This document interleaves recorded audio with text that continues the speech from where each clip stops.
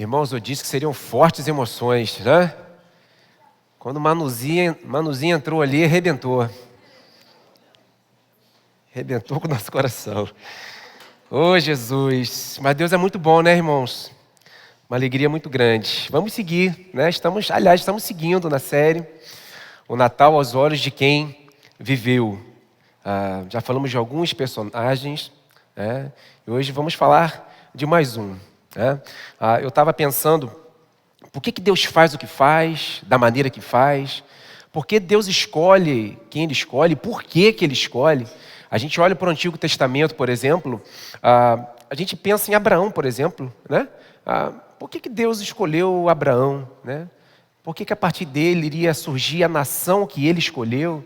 Nação essa que iria apontar para o único e verdadeiro Deus, para mostrar para as nações ao redor que existe um único e verdadeiro Deus. Por que Deus escolheu Abraão, através dele, a nação de Israel? Que dessa nação viria o Senhor Jesus Cristo? Por que Deus faz isso? Porque Ele escolhe, existia algum mérito em Abraão? Na verdade, Abraão vivia numa terra pagã ali. Será que existia alguma coisa de especial nele? E a gente olha para o Novo Testamento, que é exatamente o personagem que nós vamos falar hoje. Por que Ele escolheu Maria? Por que Deus escolheu Maria para trazer ao mundo o seu filho unigênito, Jesus Cristo, o próprio Deus? Por que Abraão? Por que Maria? Hoje nós vamos falar sobre Maria, como eu já disse, né? Como ela viveu o momento, meus irmãos, que antecedeu o nascimento de Jesus. Nós vamos pensar um pouco nesse momento. Jesus ainda não tinha nascido, mas ela recebe a notícia do nascimento de Jesus. Como ela viveu esse momento, né? Nós vamos responder algumas dessas perguntas, nós vamos conversar um pouco sobre isso. Eu quero te convidar a abrir sua Bíblia no livro de Lucas, no capítulo 1, de 26 até o 38. Lucas, capítulo 1, do versículo 26 até o versículo 38. O texto vai ser projetado na versão NVI, mas eu vou pedir para que você mantenha a sua Bíblia aberta, nós vamos passear nesse texto. A palavra de Deus diz o seguinte: no 6º mês, e aqui no 6º mês, meus irmãos, está se referindo a Isabel, que era parente de Maria. No 6º mês da gravidez de Isabel, Deus enviou o anjo Gabriel a Nazaré, cidade da Galileia, a uma virgem prometida em casamento a certo homem chamado José, descendente de Davi. O nome da virgem era Maria. O anjo, aproximando-se dela, disse: alegre-se, agraciada, o Senhor está com você. Maria ficou perturbada com essas palavras, pensando no que poderia significar esta saudação. Mas o anjo lhe disse: não tenha medo, Maria, você foi agraciada por Deus. Você ficará grávida e dará à luz a um filho, e lhe porá o nome de Jesus. Ele será grande e será chamado Filho do Altíssimo. O Senhor Deus lhe dará o trono de seu pai Davi, e ele reinará para sempre sobre o povo de Jacó. Seu reino jamais terá fim. Perguntou Maria ao anjo: como acontecerá isso, se sou virgem? O anjo respondeu: o Espírito Santo virá sobre você, e o poder do Altíssimo a cobrirá com a sua sombra. Assim, aquele que há de nascer será chamado Santo, Filho de Deus. Também Isabel, sua parenta, terá um filho na velhice. Aquela que diziam ser estéril já está em seu 6º mês de gestação, pois nada é impossível para Deus. Respondeu Maria: sou serva do Senhor, que aconteça comigo conforme a tua palavra. Então o anjo a deixou. Feche teus olhos, vamos orar mais uma vez. Deus, obrigado pela tua palavra. Ela é a tua palavra. Ela é a tua palavra poderosa, eficaz. Ó Deus, te pedimos e suplicamos ao teu Espírito Santo que fale de uma maneira muito especial aos nossos corações agora, nesta manhã, em nome de Jesus Cristo. Amém. Meus irmãos, Maria aqui, ela está diante de uma revelação incrível, magnífica e também assombrosa. O fato de nascer de maneira milagrosa, através de uma mulher, prova a humanidade de Jesus, que é o próprio Deus. Jesus, ele nasce de uma mulher, provando a sua humanidade. Ele que era 100% Deus, também se tornou 100% homem. Entretanto, meus irmãos, a humanidade de Cristo não era exatamente a mesma que a nossa. Nós já nascemos com a marca do pecado original. Jesus nasceu sem pecado. Jesus nasceu sem pecado. E ler esse texto hoje, de tantas das vezes que nós já lemos esse texto, vocês concordam comigo que ele não traz espanto para a gente? A gente lê esse texto, está diante de uma situação de que um anjo aparece para uma pessoa, vai revelar algumas coisas milagrosas para ela, e a gente lê isso tranquilo. Mas não foi bem assim, né? Nós acostumamos com a história, mas a gente esquece dos detalhes ali na história. O espanto, o milagre, o sobrenatural está acontecendo ali. E tem algumas informações interessantes que nós precisamos pensar juntos. Meus irmãos, Maria aqui, ela é uma adolescente que tem entre 13 e 16 anos de idade. Vocês sabiam disso? Eu estava conversando com um grupo de pessoas e falando de algumas coisas que chamam a minha atenção. Uma adolescente está experimentando tudo isso. Um anjo aparece para ela, e assim, ela é do povo de Israel, né? Pode ser que ela tivesse conhecimento da história, certamente ela tinha conhecimento da história. Ela sabia que em alguns determinados momentos da história, Deus se manifestou, né, através de um anjo. Mas isso aconteceu na história, por que comigo? Talvez ela estivesse pensando. Meus irmãos, ela tem aproximadamente 15 anos de idade, um anjo aparece na frente dela e diz que ela vai ficar grávida de maneira milagrosa. Como assim? Ela não era casada, ela não tinha se encontrado com nenhum homem ainda. Como isso se daria? A gente precisa refletir sobre isso, pensar sobre isso, olhar para o texto e falar que isso é um milagre. Isso não é uma coisa comum. E muita coisa, meus irmãos, para ser processada por uma adolescente que tinha aproximadamente 15 anos de idade. O anjo Gabriel aparece para ela e vai dizer algumas coisas. Versículo 28, ele vai dizer assim: alegre-se, agraciada. Uma melhor tradução para essa palavra agraciada é muito favorecida. E o que isso significa? Isso significa, meus irmãos, que não havia nenhum mérito nela. E é importante a gente pensar sobre isso. Maria, ela recebe um presente divino que não pode ser alcançado por méritos humanos. Alegre-se, agraciada, você foi favorecida por Deus. E é claro, meus irmãos, que isso não diminui a importância que Maria tem para a história do cristianismo. Ela foi a pessoa escolhida para trazer ao mundo o Filho de Deus. E aí basta a gente caminhar um pouquinho para frente no texto, versículo 42 e 43, nesse mesmo texto de Lucas 1, quando Isabel, a sua parente, encontra Maria, aliás, Maria vai ao seu encontro, e quando Isabel vê Maria, o texto vai dizer que ela fica cheia do Espírito Santo. Eu preciso lembrar vocês que o Espírito Santo não tinha se manifestado ainda, o Pentecostes não tinha acontecido ainda.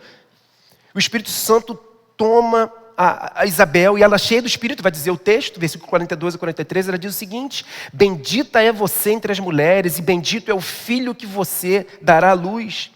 Mas por que sou tão agraciada ao ponto de me visitar a mãe do meu Senhor? A Maria tem uma importância enorme, mas não havia nenhum mérito nela. Por isso a pergunta, por que eu? Por que Deus escolhe quem Ele escolhe? Ela só é bendita, como Isabel vai dizer aqui, meus irmãos, por causa do filho bendito que ela vai gerar. O mérito não está nela, mas o mérito está no filho. Por isso ela é bendita. Isso não significa, meus irmãos, que nós devemos adorá-la, porque adoração somente a Deus. Nós devemos adorar somente a Deus, mas nós devemos honrá-la como uma pessoa usada por Deus para o cumprimento da promessa dele.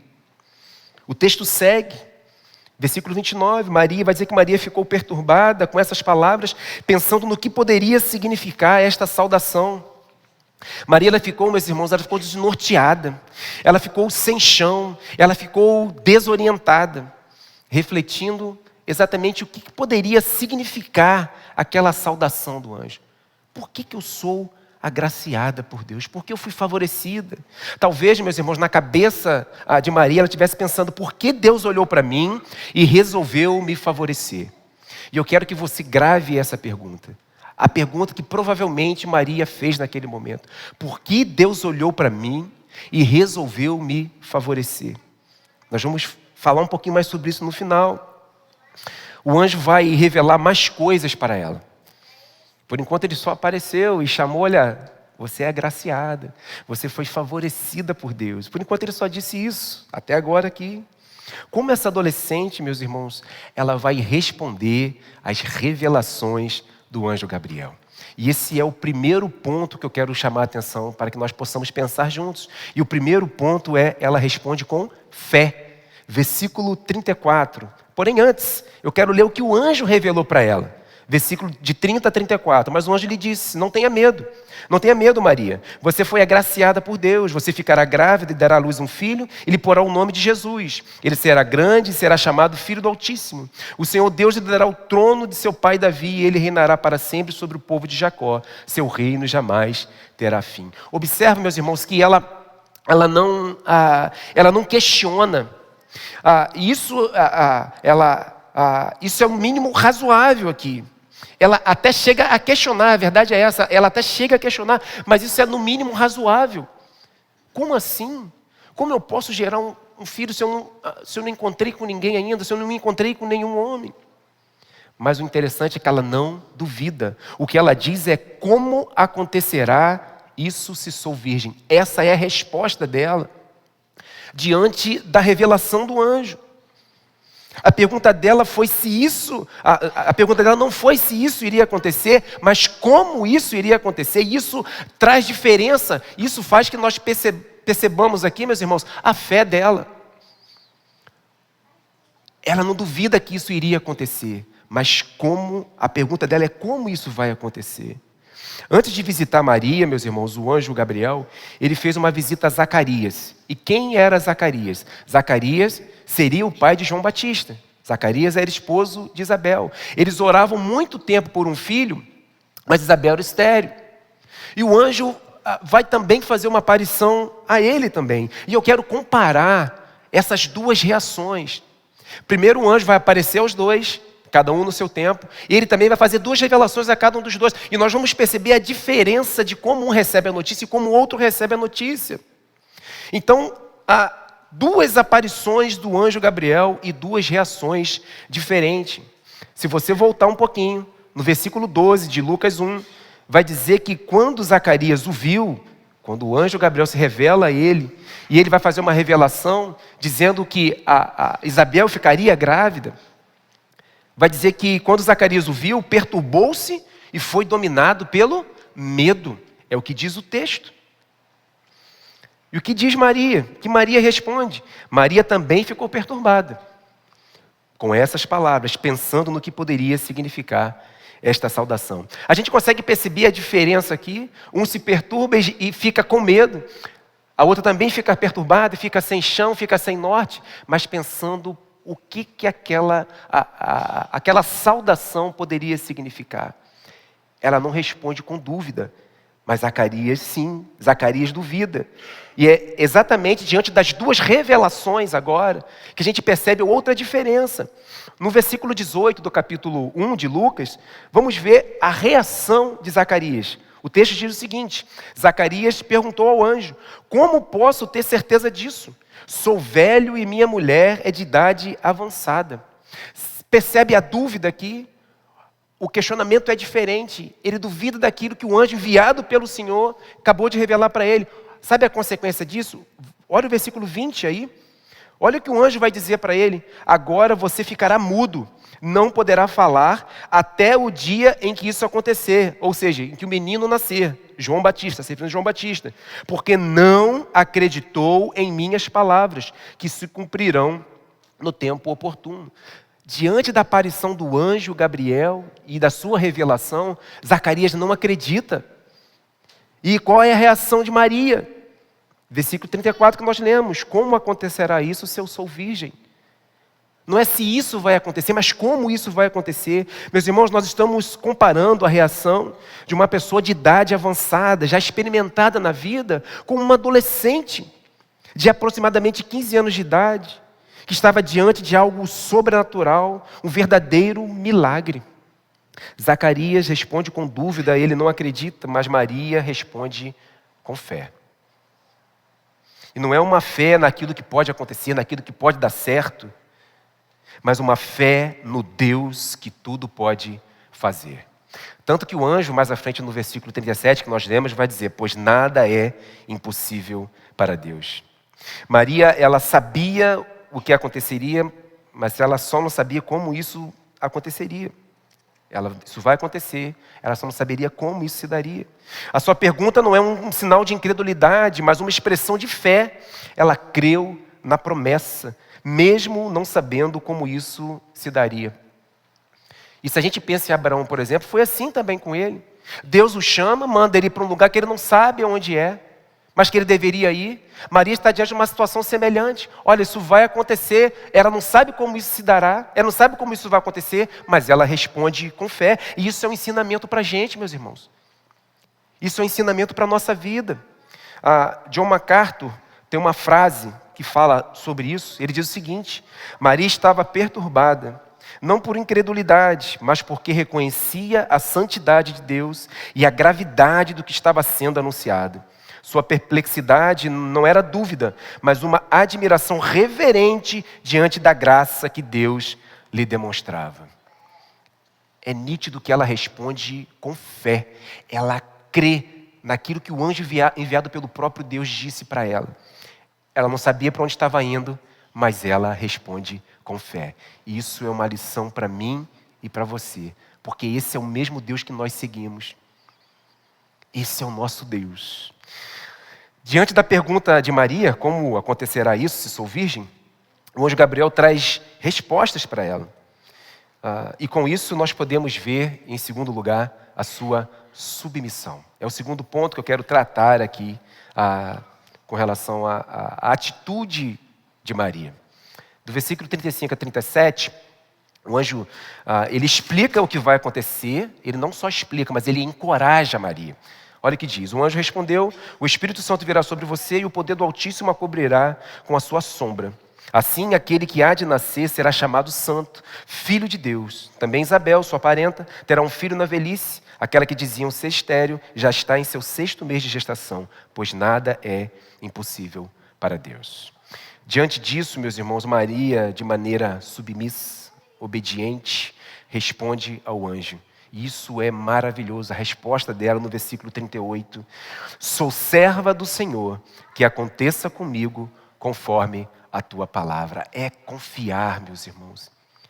O mesmo Deus daqui, do passado, é o mesmo Deus a quem nós servimos. Precisamos confiar nesse Deus, entregar a nossa vida a Ele. Quantos de nós, meus irmãos, estamos dispostos a obedecer de maneira humilde ao Senhor? Sem interesse, porque às vezes nos comportamos até como crianças diante dele. Olha, Senhor, se o Senhor me der isso, eu faço aquilo. E aí eu lembro do meu filho que tem 5 anos, que eu falo: Benício, vai escovar o dente. Se eu for escovar o dente, o Senhor me dá isso, o Senhor me dá aquilo. Benício, vai tomar banho. Só vou tomar banho se o Senhor me der isso, me der um carrinho, igual de carrinho, caminhão. Às vezes agimos com Deus como crianças, meus irmãos. Só o obedecemos se Ele nos der algo em troca. E não é isso que a Bíblia nos ensina. A gente olha, por exemplo, de Maria aqui. Ela obedeceu de maneira humilde. Maria demonstra não somente obediência, mas uma obediência humilde, sem interesse próprio. Ela poderia virar para o anjo e falar assim: mas o que eu ganho com isso? Qual é a minha parte nesse plano redentor da salvação? O que eu ganho com isso? Mas não, ela responde de maneira diferente. Versículo 38, sou serva do Senhor, que aconteça comigo conforme a tua palavra. Não existe interesse próprio aqui, o interesse aqui é obedecer ao Senhor, confiar no Senhor, mesmo sem saber para onde que está indo. Ela confia. Sproul tem uma frase também que fala sobre isso, bem interessante, diz o seguinte: sua reação reflete humildade e um coração pronto a obedecer, mesmo diante de algo que parecia impossível aos olhos humanos. Eu simplesmente confio. O que isso nos ensina na nossa vida, na nossa caminhada cristã? Precisamos confiar no Senhor, que Ele é o mesmo Deus. E meus irmãos, nós não estamos falando aqui de algo simples, comum e tranquilo. Existe um custo aqui para ela. O pastor Mateus falou um pouco mais sobre isso semana passada. O que estava prestes a acontecer poderia trazer consequências terríveis para ela. Mas ela confia em Deus, ela descansa na palavra de Deus, ela descansa na sua promessa. Existia uma promessa, há mais de 700 anos atrás, feita pelo profeta Isaías. Esse texto, inclusive, foi lido aqui na cantata em determinado momento. Isaías 7,14 diz o seguinte: por isso o Senhor mesmo dará a vocês um sinal. A virgem ficará grávida, dará à luz um filho e o chamará Emanuel. Meus irmãos, nós estamos falando aqui de mais de 700 anos antes do nascimento de Jesus. A virgem ficará grávida, o milagre do Senhor acontecendo. Maria cria nisso, Maria descansa no Senhor. Ela responde com fé e de maneira submissa.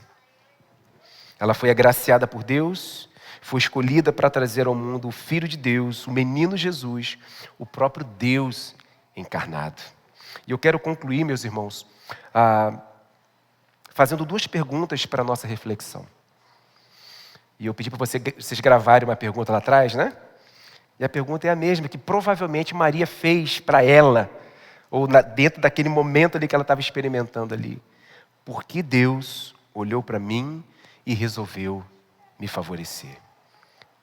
Por que Deus olhou para mim, olhou para você e resolveu nos favorecer? Nós também não somos agraciados por Deus?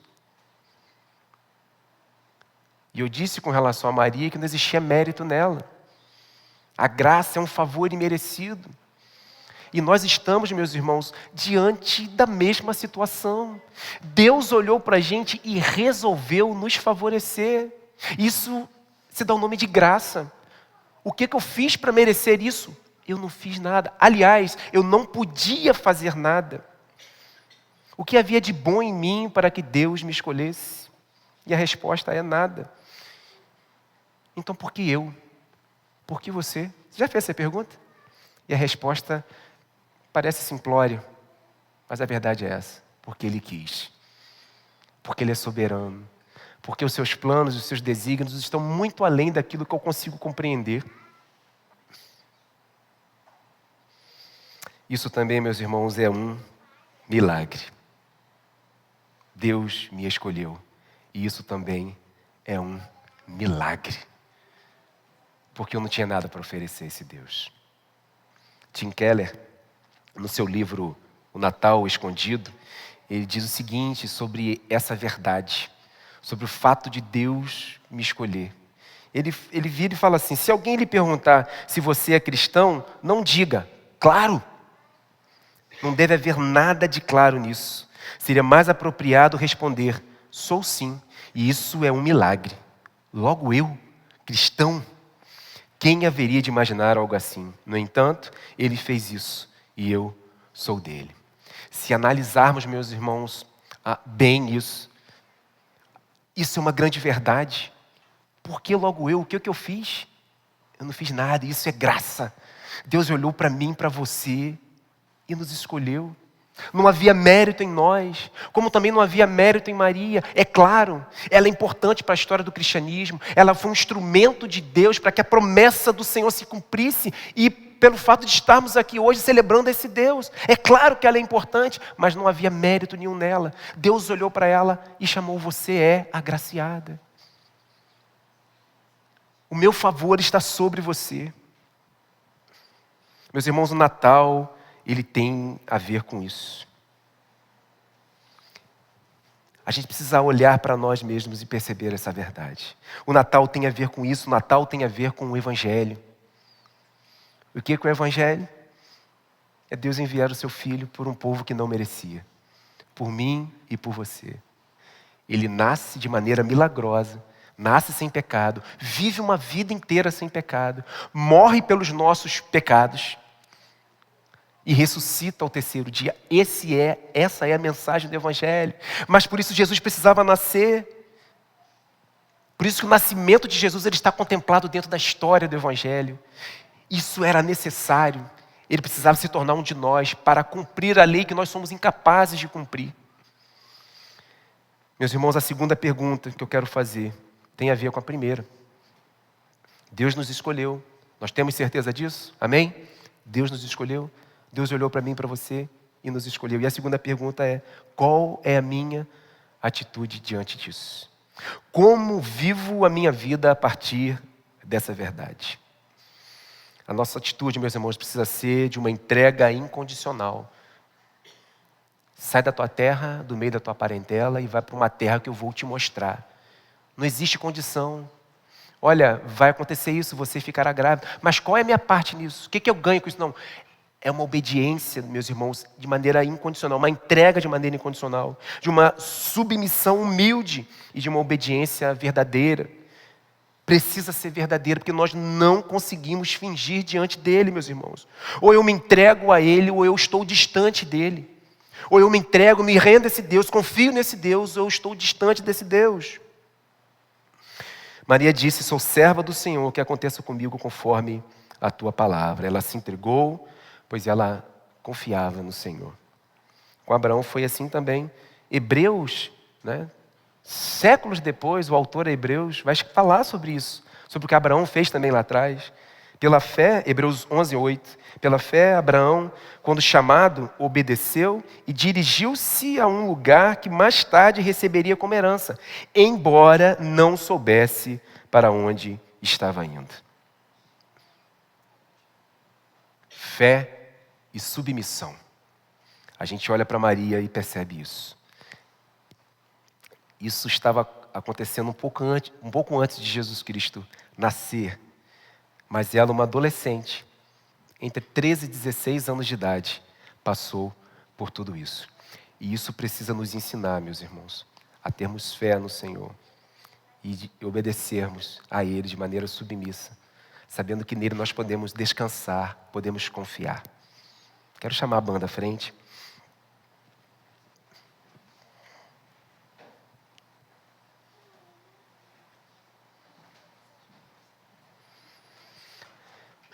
Maria, ela confiou, sem saber muito bem como é que isso tudo aconteceria. Se olharmos para o Antigo Testamento, Abraão também confiou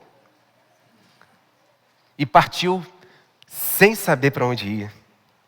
Meus irmãos, não sabemos o que nos espera aqui. É verdade ou não é? O que vai acontecer com você amanhã? Você sabe o que vai acontecer com você amanhã? Eu não sei. Você também não sabe. Mas nós sabemos para onde nós estamos indo. Essa é a verdade.